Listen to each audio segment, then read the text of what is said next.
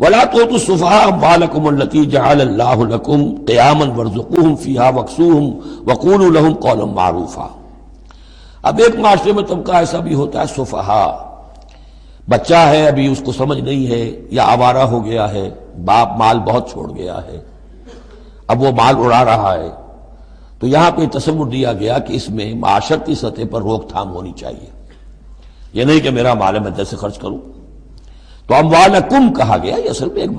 معاشرے کی ایک مشترک سی چیز ہے، مشترک بہبود کے لیے ہے، چاہے انفرادی ملکیت ہے لیکن پھر بھی اس معاشرے کی اس کے اندر مشترک بہبود ہونی چاہیے۔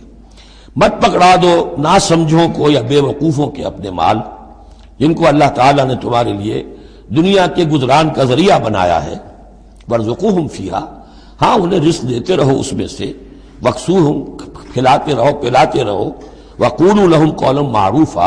اور ان سے بات کیا کرو البتہ نرم، اچھے انداز میں۔ یہ اصول تھا جس کے تحت کہ برٹش انڈیا میں کورٹ آف وارز مقرر ہو جاتے تھے کہ اگر کوئی بڑا جاگیردار ہے، کوئی نواب ہے اور وہ فوت ہو گیا، اس کا بیٹا جو ہے آوارہ ہے اور اس کی جو خدشہ ہے کہ اسے کچھ اڑا دے گا، ختم کر دے گا، تو کورٹ آف وارڈ ہو جاتا تھا، حکومت جو ہے وہ اس کا چارج لے لیتی تھی، اس کے لیے سالانہ اس میں سے اس کی آمدنی میں سے وظیفہ ہوتا تھا، اس میں اپنا خرچ کرے، لیکن یہ ہے کہ باقی چیزیں جمع رہتی تھی تاکہ یہ ان کی آئندہ نسل کے کام آ سکے۔